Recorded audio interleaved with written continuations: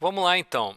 Vamos falar agora sobre as complicações agudas do diabetes.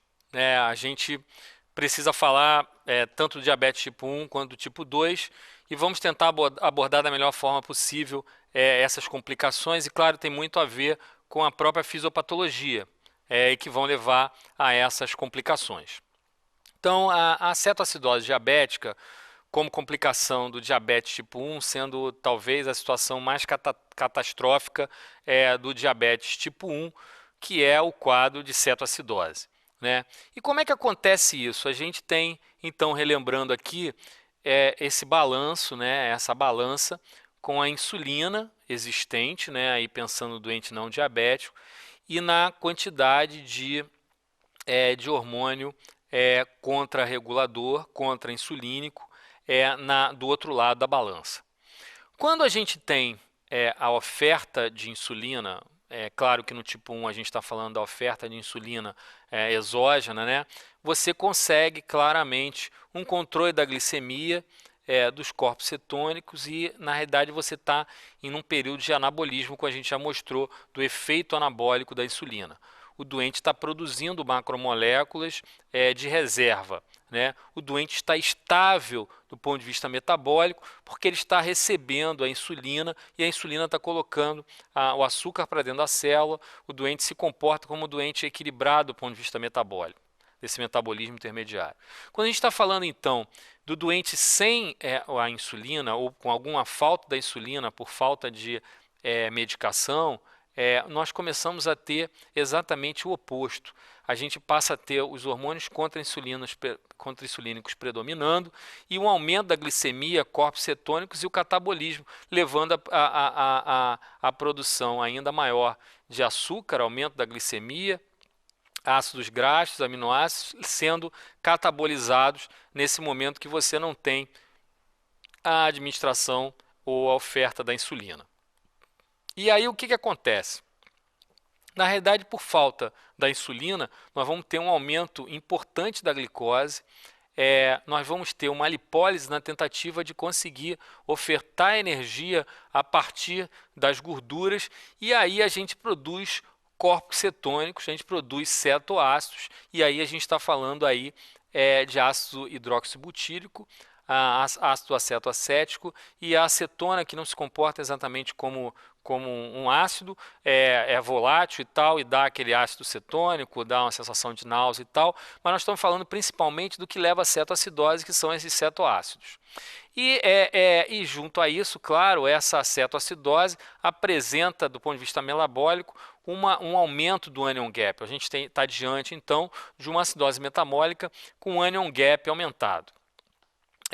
Além disso, a gente não pode esquecer que essa cetoacidose ela tem esses comemorativos que são o aumento da glicemia, os corpos cetônicos também aumentados e o aumento do anion gap. Aí então o diagnóstico é feito basicamente então com os níveis glicêmicos elevados, né? E claro, uma coisa está puxando a outra. Os corpos cetônicos, você vai encontrar uma cetonemia ou uma cetonúria nas fitas, e a acidose metabólica com pH abaixo de 7,30, muitas vezes o bicarbonato abaixo de 15.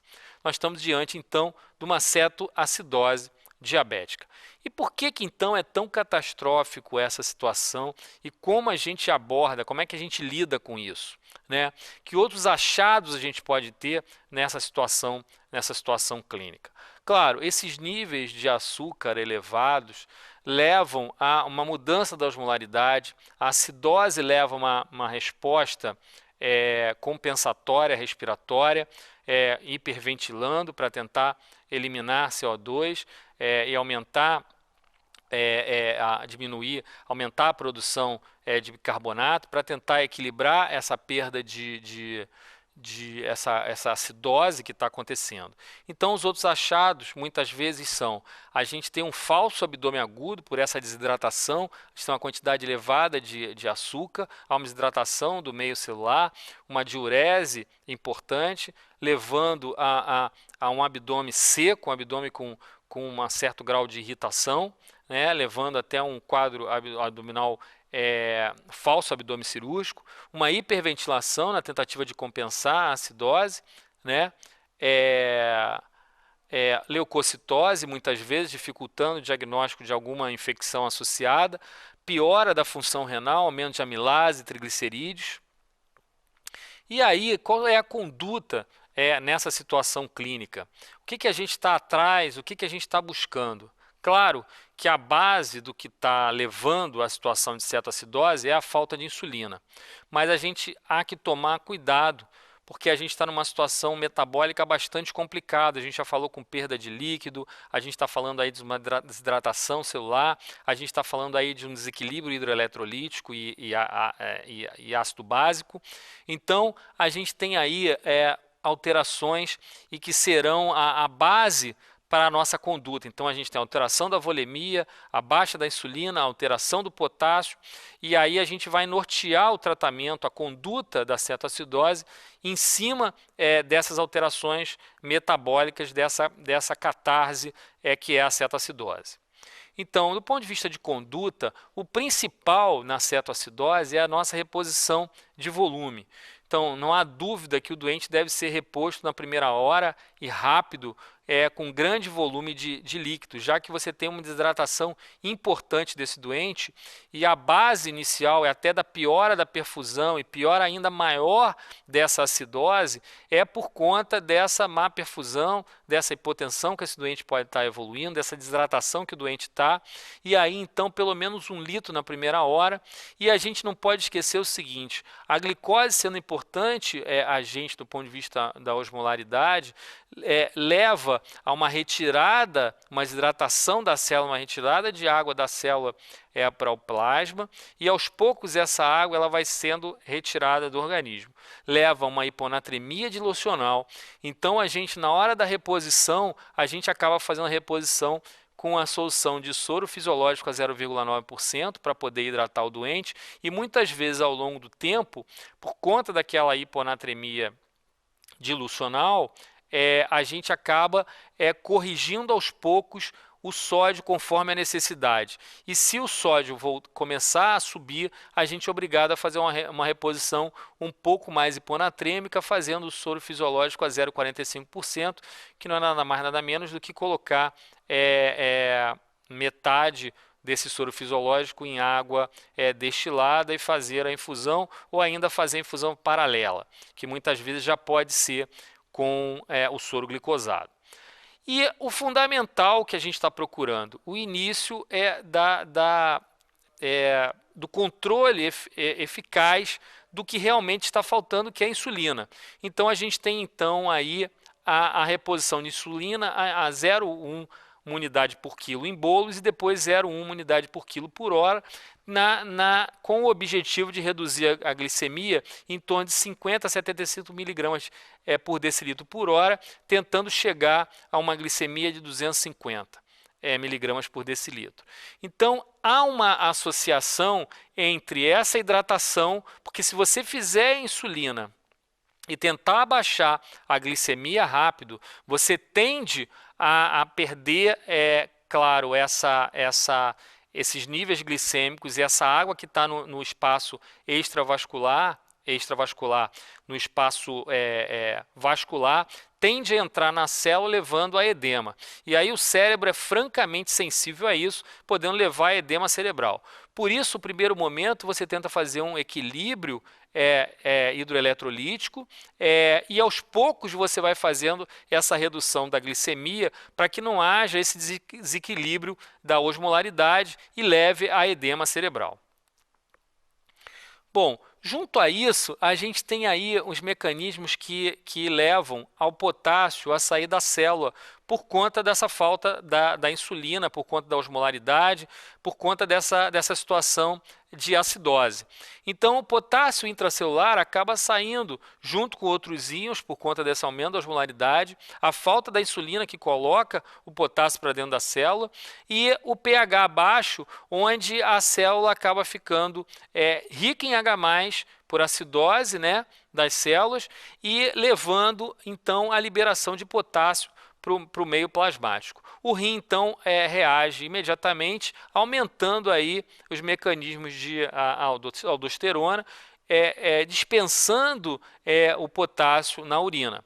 E aí esse conjunto metabólico aqui, ele deve ser observado na hora do tratamento, já que na hora que você fizer a insulina, você estiver fazendo a reposição do volume, você estiver fazendo a insulina, você tende a reverter isso, você vai colocar o potássio de volta para a célula, mas lembrando que o pool total pode ter sido perdido na própria urina, porque quando você faz a hipercalemia, você faz os mecanismos para poder proteger e colocar esse potássio para fora. Então, a insulina, nesse momento, ela volta revertendo todo esse mecanismo metabólico descompensado, toda essa cetoacidose, porém, a gente depende desse controle de volume e desse raciocínio com relação à volemia e os riscos de edema cerebral relacionados a movimentações muito intempestivas. Por isso, a reposição de volume e a infusão de insulina tendem a fazer reversão lenta dessa cetoacidose, evitando movimentos bruscos que levem a alterações errôneas no tratamento, nessa conduta. E aí então, por exemplo, se o potássio tiver no momento em que a gente não conseguiu, por exemplo, às vezes até por alguma falha desse rim, um doente que tem alguma alteração renal, estiver elevado, a gente não faz a reposição do potássio. A própria insulina provavelmente vai nos ajudar a corrigir esse potássio. O término da acidose tende a colocar o potássio para dentro da célula também. E aí, se por exemplo o potássio estiver entre 3,5 e 5,2, a gente pode começar a fazer a reposição de potássio entre 20 a 30 miliequivalentes por litro. E se o potássio estiver muito baixo, abaixo de 3,3, a gente deve começar a reposição de potássio e adiar um pouco o início da insulina, repondo primeiro o potássio para se evitar aquele modelo de glicoinsulinoterapia, que você vai ter a glicemia aumentada pela falta da insulina, né? E o potássio ali naquele momento já baixo, e na hora que você fizer a insulina, o doente hidratado, esse potássio vai cair mais ainda e você pode ter um efeito arritmogênico pela hipopotassemia. Bom, e o que mais a gente vai estar olhando? Claro, a gente vai estar olhando principalmente o grau de acidose. Nós estamos falando de cetoacidose e de uma recompensação de todo esse sistema, ou seja, uma reorganização de todo esse sistema. Se a gente tiver com potássio muito baixo, um pH muito baixo, a gente vai repor bicarbonato sim, principalmente se o pH estiver abaixo de 6,9, a gente vai fazer reposição de aproximadamente 100 miliequivalentes de bicarbonato. E aí, como é que a gente entende a compensação? O doente está compensado? Quais são os parâmetros que a gente tem para fazer isso? Vamos lembrar que a gente não está dando ênfase principal à correção da glicemia. Nós estamos falando principalmente dos eventos metabólicos relacionados a essa acidose, a cetoacidose, aos cetoácidos, aos níveis de pH, né, ao consumo dessas substâncias de equilíbrio hidroeletrolítico, né, a correção da volemia. Como é que a gente então entende que esse doente está começando a ficar compensado? A gente vai olhar o anion gap. Então a gente tem que olhar aí os corpos cetônicos, né, principalmente, e é difícil você acompanhar isso do ponto de vista de fita, porque o beta-hidroxibutirato, durante o tratamento, durante a reposição de insulina, muito desse beta-hidroxibutirato acaba caindo na urina e vai ser detectado na fita ainda como presente. Então, naquele primeiro momento, mesmo o doente estando evoluindo com uma nova regulação, um equilíbrio dessa cetoacidose, uma reversão dessa cetoacidose, você pode ainda encontrar na fita da urina o acetoacetato. E essas coisas é que fazem a diferença do entendimento e da melhor conduta para o doente, já que você está querendo atingir níveis de glicemia sem correr o risco de fazer nenhum efeito colateral, nem do ponto de vista de potássio, nem do ponto de vista de edema. E aí, então, o tratamento, como eu falei, exacerba a cetonúria. Então, esse parâmetro não é confiável. Então, vamos falar exatamente quais são esses parâmetros que a gente deve pensar. O que é que nos faz entender que o doente que estava em cetoacidose está compensando? está saindo da cetoacidose diabética? É exatamente ele recomeçar a recuperar o seu equilíbrio ácido básico. Então você vê aí o bicarbonato voltando a recuperar, o pH acima de 7,3, a glicemia, claro, vai diminuir, mas não é o ponto principal de reparo, não é aí que a gente classifica que o doente está melhorando, está compensando da cetoacidose. O doente pode ter glicemia já por volta de 200, mas ainda estar em cetoacidose, e aí então o NO-GAP menor do que 12, comprovando que esse doente está começando a evoluir com os parâmetros necessários para a compensação da cetoacidose. Bom, quando ele está então se recuperando do quadro de cetoacidose, você já está autorizado a voltar à dieta e a iniciar a insulina subcutânea, sair daquela infusão venosa, né?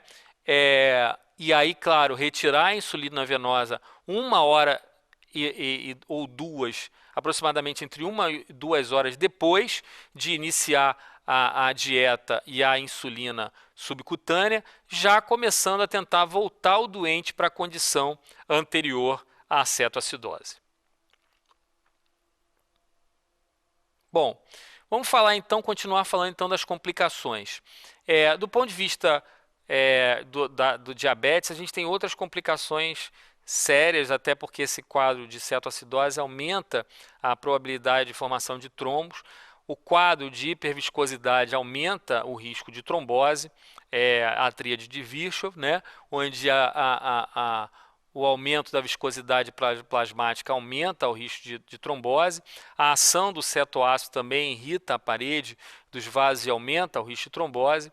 Outra complicação, então, seria o edema cerebral, como a gente falou, já que nesses movimentos da osmolaridade relacionada aos níveis altos da glicemia, podem levar ao edema cerebral. A hipocalemia grave, por conta também daquilo que a gente já falou, né? Esse potássio saindo da célula, e muitas vezes durante a reposição de insulina você pode ter um quadro de hipocalemia se não for bem reposta.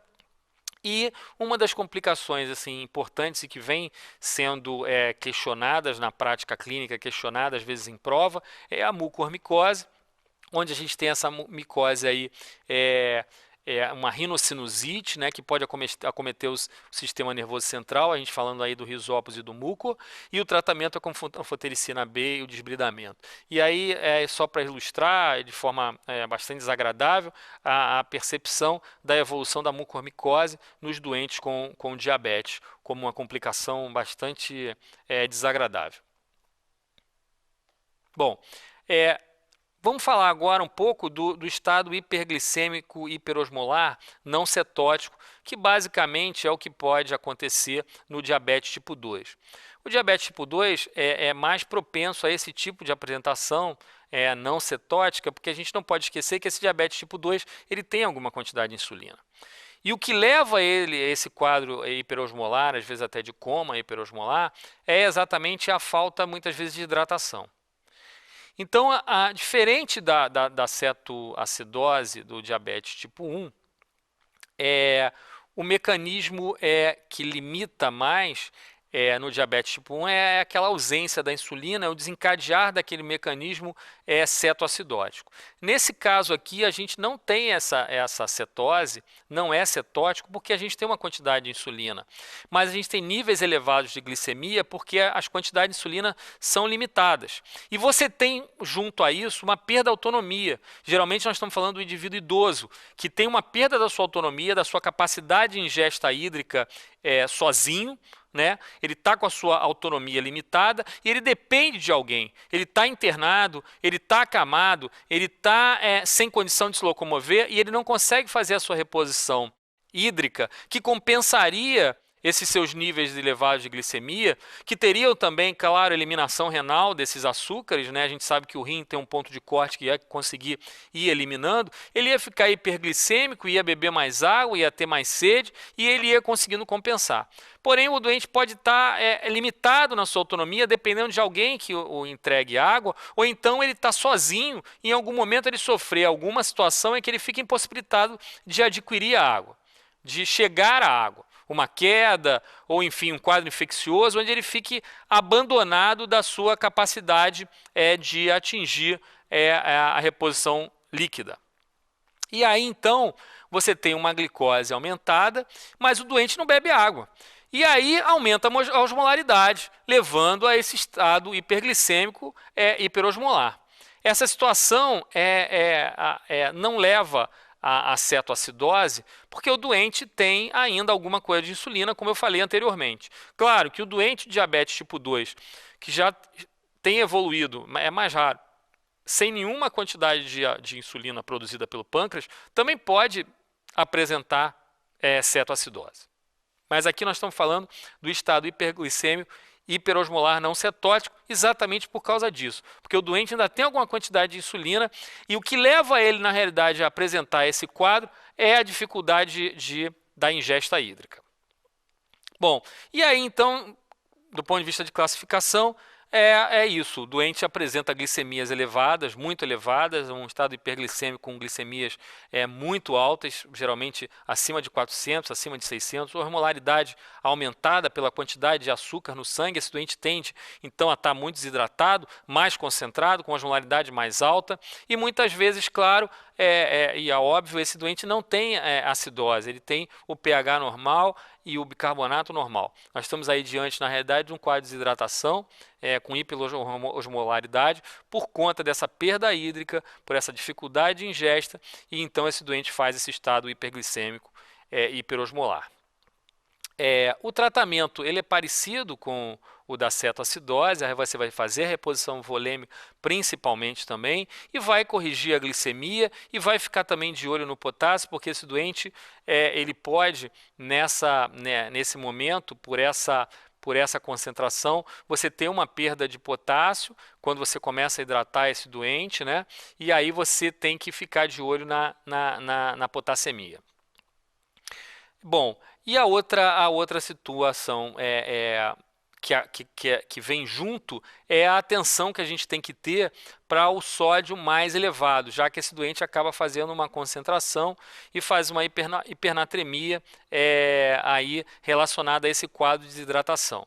Né? O doente perde muita água livre, né? Muitas vezes carreada pela própria glicose na urina, e aí fica com níveis elevados de sódio. Então essa é a apresentação do estado hiperglicêmico hiperosmolar não cetótico no diabético tipo 2.